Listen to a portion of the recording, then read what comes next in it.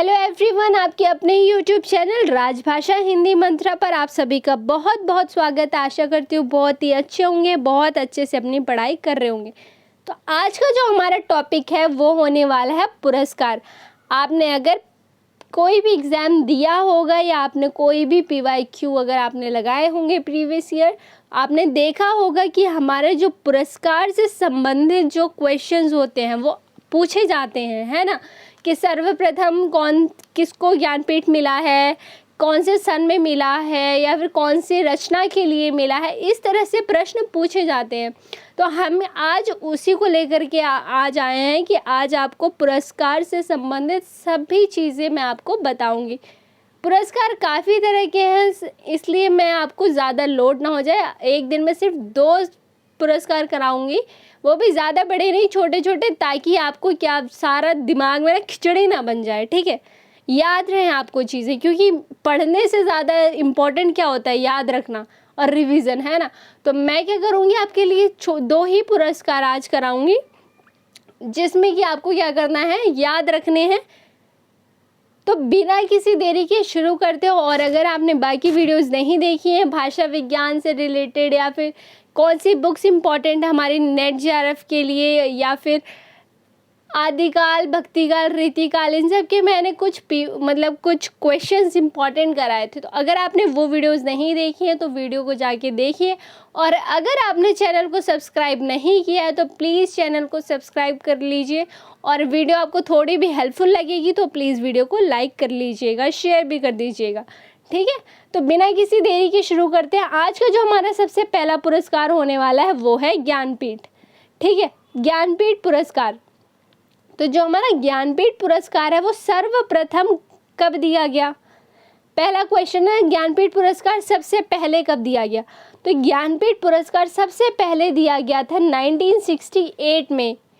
कब दिया गया था, 1968। याद करो, क्लास में ही याद करते चलना है, बाद के लिए नहीं छोड़ना है कि बाद में याद कर लेंगे, नहीं, क्लास में ही याद करने की कोशिश करो, क्लास में याद हो जाती हैं चीज़ें। तो जो हमारा जो सबसे पहले ज्ञानपीठ पुरस्कार है वो 1968 में दिया गया। जो किसको दिया गया था, वो थे सुमित्रा नंदन पंत जी को। किसको दिया गया, अब कौन सी रचना के लिए दिया गया है, ये बहुत महत्वपूर्ण चीज़ हो जाती है। कौन सी रचना के लिए दिया गया है, तो चिदम्बरा के लिए।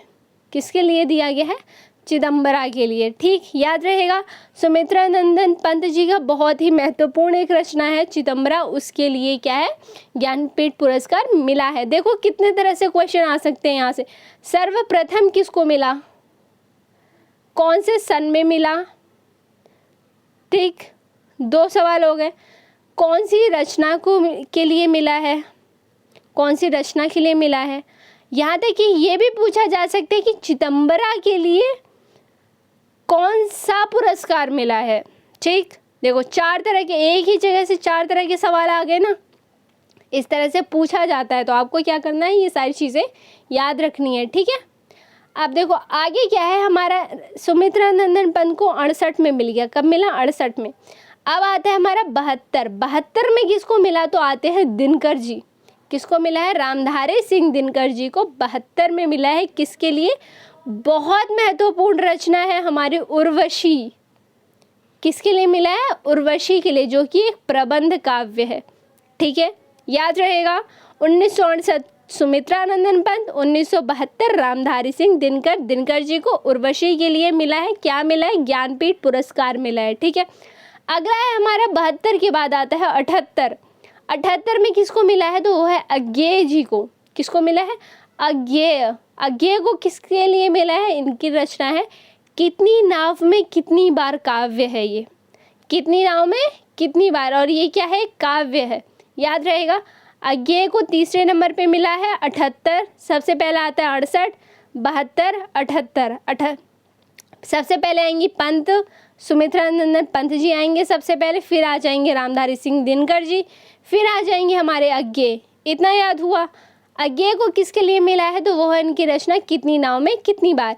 अब अगले जो हो जाती हैं हमारी है वो महादेवी वर्मा।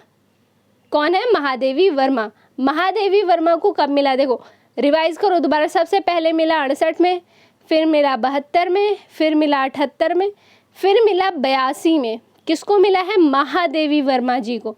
महादेवी वर्मा को किस चीज़ के लिए मिला है? तो यामा के लिए। उनकी कौन सी कृति? यामा के लिए मिला है, याद रहेगा। सबसे पहले आएंगे पंत, फिर आएंगे दिनकर, फिर आएंगे हमारे अज्ञेय, फिर आएंगे महात्मा कह रही हूँ, महादेवी। आगे आ जाएंगे हमारे 92, 78, 82, अब आ जाएंगे 92 में किसको मिला है? तो 92 में मिला है नरेश मेहता को। 92 में किसको मिला है? नरेश मेहता को। और इनको मिली है संपूर्ण साहित्य के लिए। किसको मिला है? संपूर्ण। अब यहाँ से आपको इनकी रचनाएं याद नहीं रखनी है। रचनाएं 4 इंपॉर्टेंट थी, इनको मिला है ज्ञानपीठ पुरस्कार। आपको याद रखना, इस तरह से भी पूछा जा सकता है कि किस रचना के लिए ज्ञानपीठ पुरस्कार नहीं मिला है। तो हो सकता है आपको वहाँ पे सरस्वती सम्मान जिसको मिला है वो रचना यहाँ लिख दी जाए और पूछ लिया जाए कि किसको ज्ञानपीठ नहीं मिला है, तो वहाँ वो ऑप्शन हो जाएगा। ठीक है, मैं आपको ये भी बताती चल रही हूँ कि किस तरह से आपसे घुमा करके भी क्वेश्चन पूछा जा सकता है। अब देखो क्या हुआ था कि हमारा 1983, 82 में किसने लिखा था? 82 में हमारे जो महादेवी वर्मा जी हैं उनको मिल गया। ठीक है, अब 1983 से क्या हुआ था ना कि सारे संपूर्ण साहित्य के लिए ये जो हमारा सम्मान था ज्ञानपीठ, संपूर्ण साहित्य के लिए मिलने लगा था, किसी एक कृति के लिए नहीं मिल रहा था। ठीक, अब यानी जिस भी रचनाकार को मिलेगा उसके संपूर्ण साहित्य को देख करके ही ये वाला पुरस्कार मिल रहा था। कब से? 1983 से। 1983, 1992 में देखो लिखा नरेश मेहता ने, जिनको संपूर्ण साहित्य के लिए मिला। फिर आ जाएंगे हमारे निर्मल वर्मा, फिर आएंगे कुंवर नारायण, फिर आएंगे श्रीलाल शुक्ल और अमरकांत। 2009 में श्रीलाल शुक्ल और अमरकांत दोनों, याद रखना ये नाम, और 2009 भी याद रखो। 2013 में किसको मिला था? तो वो थे केदारनाथ सिंह जी को, और इनके संपूर्ण साहित्य सभी मैंने बताया आपको 1983 के बाद जिसको भी मिला है संपूर्ण साहित्य के लिए ये पुरस्कार मिलना जाने लगा था। ठीक है, और वहीं 2017 में मिला कृष्णा सोबती जी को। किसको मिला? कृष्णा सोबती। इसको मैं क्लियर कर दूँ, दोबारा रिवाइज करें। ठीक है, देखो सबसे पहले किसको मिला? सबसे पहले मिला पंत को। कौन सी रचना के लिए मिला? तो ये मिला इनको चिदम्बरा के लिए, और 1968, याद रखो 1968। उसके बाद किसको मिला? दिनकर को मिला। कौन सी रचना के लिए मिला? उर्वशी के लिए मिला। ईयर बताओ, ईयर हो गया हमारा 1972। ठीक, याद रहेगा। देखो पंत को मिल गया, दिनकर, फिर आते हैं अज्ञेय, फिर आते हैं हमारे महादेवी वर्मा आती हैं, फिर आते हैं नरेश मेहता। ये शुरू के 5 नाम इंपॉर्टेंट है, याद रहेगा। ठीक, अज्ञेय को कब मिला था? 1978 में मिला था। कितनी नाव में, कितनी बार के लिए। ठीक है, और उसके बाद किसको मिला है? महादेवी वर्मा को मिला है यामा के लिए। कब? यामा के लिए। और मिला कब था? तो वो मिला था 1982 में। याद हो गया? इतना याद हो गया? नरेश मेहता तक याद हो गया ना? आप देखो आगे नरेश मेहता के बाद आते हैं निर्मल वर्मा, फिर मिला निर्मल वर्मा को, फिर मिला कुंवर को, निर्मल कुंवर। कुंवर के बाद मिला श्रीलाल शुक्ल, जिनका क्या है? परीक्षा गुरु। और वहीं इनके साथ ही अमरकांत। दोनों नाम याद होने चाहिए, ये ज़्यादा इंपॉर्टेंट है, याद रखो। और इसके बाद आते हैं हमारे केदारनाथ सिंह, केदारनाथ सिंह। फिर आ जाएंगे हमारे कृष्णा सोबती। नाम याद रहेंगे। ठीक है, इजी है, हो जाएगा ना। अब देखो आगे क्या है, एक सेकंड मैं इसको इरेज कर देती हूँ, है ना, ताकि आप लोग क्या, या तो स्क्रीनशॉट लेना है तो आप स्क्रीनशॉट ले सकते हैं, ये लिखना है तो आप लिख भी सकते हैं। ठीक है, अब देखो नोट में क्या लिखा हुआ है। 1983 ईस्वी से ज्ञानपीठ पुरस्कार किसी एक कृति की बजाय संपूर्ण साहित्य के लिए दिया जाने लगा। ये सवाल आ सकता है कि ज्ञानपीठ पुरस्कार कब से संपूर्ण साहित्य के लिए दिया जाने लगा? तो 1983। और सर्वप्रथम संपूर्ण साहित्य किसके लिए किसको मिला है? तो वो थे हमारे नरेश मेहता। संपूर्ण साहित्य के लिए सर्वप्रथम ज्ञानपीठ, याद रखो, नरेश मेहता को मिला है। दूसरे नंबर पे है निर्मल वर्मा। ठीक है। और वहीं सबसे पहले ज्ञानपीठ पुरस्कार किसको मिला है? पंत जी को, जो है चिदम्बरा के लिए 1968। याद रहेगा, फर्क समझ आ गया। सबसे पहले संपूर्ण साहित्य वाला याद रखना है। संपूर्ण साहित्य में सबसे पहले किसको मिला? और सुमित्रानंदन पंत ऐसे थे जिनको सबसे पहले ज्ञानपीठ मिला है, याद रहेगा। अब देखो, भारत का कोई भी नागरिक जो 8वीं अनुसूची में दर्ज नहीं है, दर्ज है, दर्ज, ठीक है, 22 भाषाओं में से किसी की भाषा में लिखता हो, वह क्या है? इसके योग्य है। अब बताओ, देखो ज्ञानपीठ पुरस्कार किसको मिलेगा? जिसने भी जो हमारी संविधान की जो 8वीं अनुसूची है उसमें जो 22 भाषाएं दर्ज है, मैंने आपको भाषा विज्ञान में 22 के 22 भाषाएं कराई हैं। अगर आपको नहीं पता है तो वीडियो देखो, कल ही कराया है, ठीक है, जा कर के वो वाली क्लास अटेंड करो, आपको 22 की 22 भाषाएं पता चल जाएंगी कौन सी थी, ठीक है।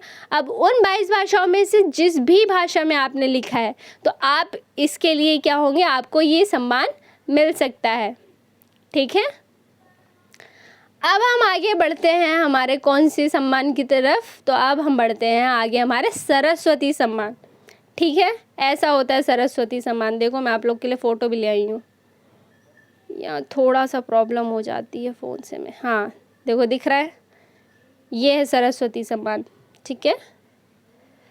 चलो अब देखो आगे है सरस्वती सम्मान का आरंभ कब से हुआ? 1951 में किया गया। कब किया गया? 1951 में। याद रखना, सरस्वती सम्मान का जो आरंभ है, जो शुरुआत है, वो कब की गई? तो वो 1991।